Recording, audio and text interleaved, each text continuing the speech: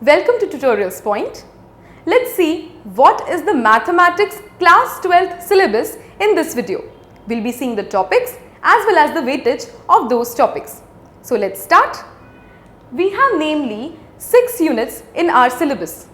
The name of the first unit is Relations and Functions.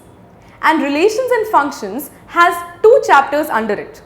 The first chapter, as you can see, is Relations and Functions. And the second chapter is Inverse Trigonometric Functions. And both these chapters are covered under the same first unit. This unit has overall weightage of 10 marks. As you know that CBSE has not made it very clear the breakup of individual chapters in a unit. We know that under first unit there are 2 chapters. But which chapter will come for more marks out of 10, we do not know that. So basically, we will have to prepare all the chapters under a particular unit. About unit 1, that is relation functions, I would like to tell that this chapter is usually covered initially only in the syllabus in a particular class. This chapter is very basic and it also has some concepts which you have studied in your class 11th. So before studying this chapter, better brush up your skills of class 11th. About the second unit, that is algebra, there are again 2 chapters, matrices and determinants. And this unit has overall weightage, as you can see, of 13 marks.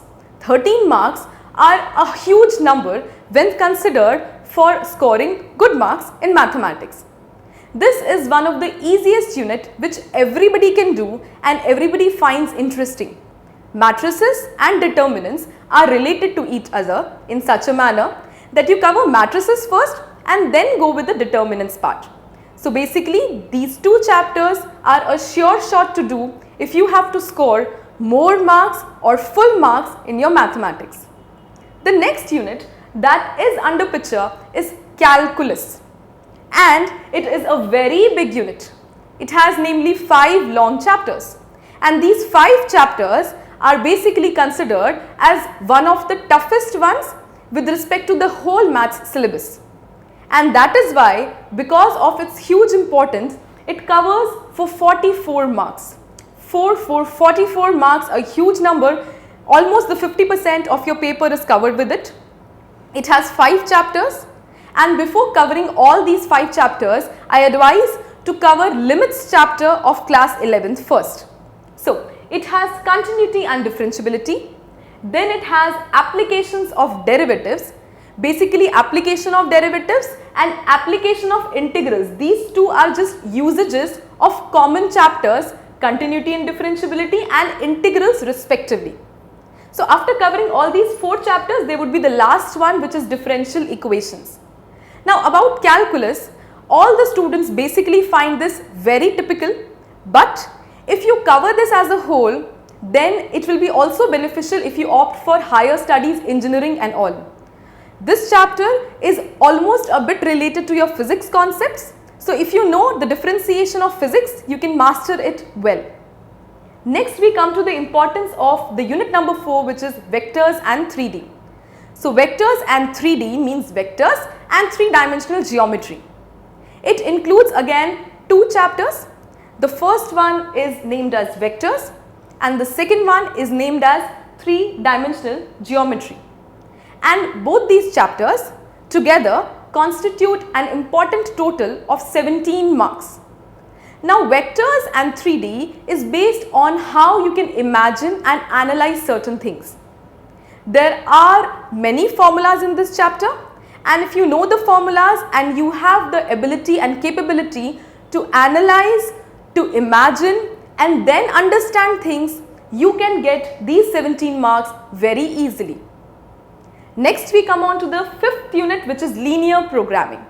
Linear programming is a must do in class 12th. You cannot leave this chapter because it is again one of the easiest chapters, one of the easiest units as well after the study of the unit of algebra. So linear programming will have nearly, it already has been clear from the previous year examination papers that only one question comes from this chapter, and that too an important 6 marks. Directly a 6-mark question can come, and you can get that 6-mark question if you practice the important topics of that chapter.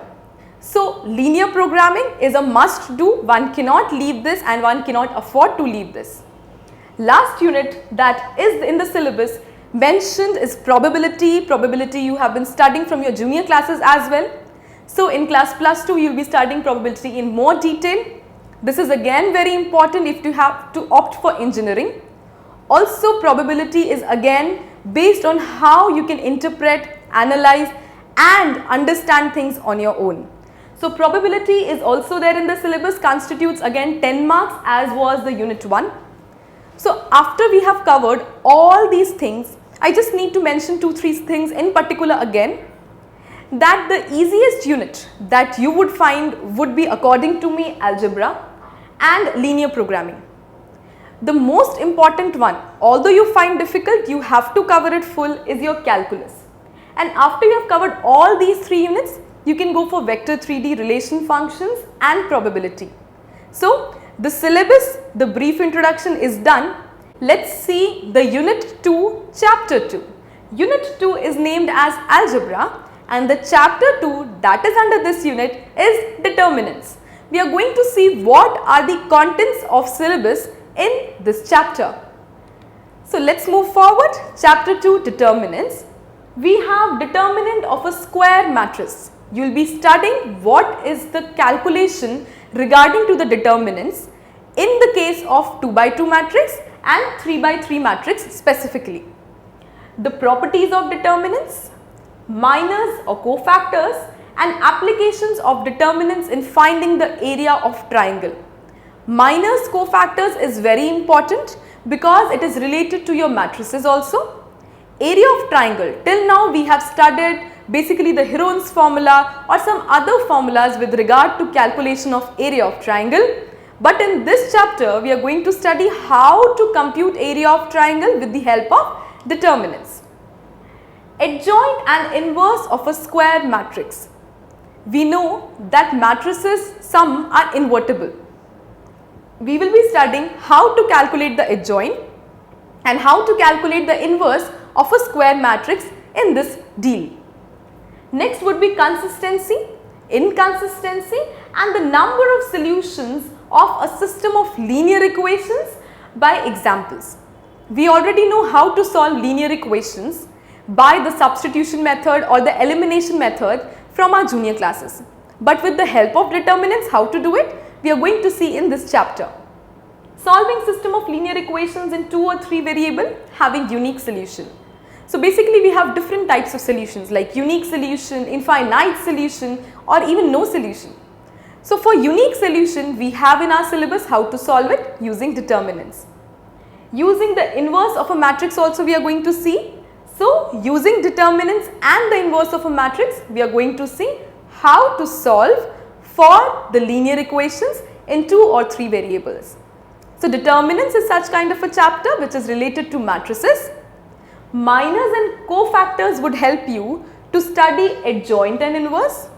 Area of triangle is such topic which you have already studied, but there is a slight modification. So determinants is again a chapter which is very easy and very important because it is very scoring. There is no point in leaving any topic of this chapter since this chapter is very easy.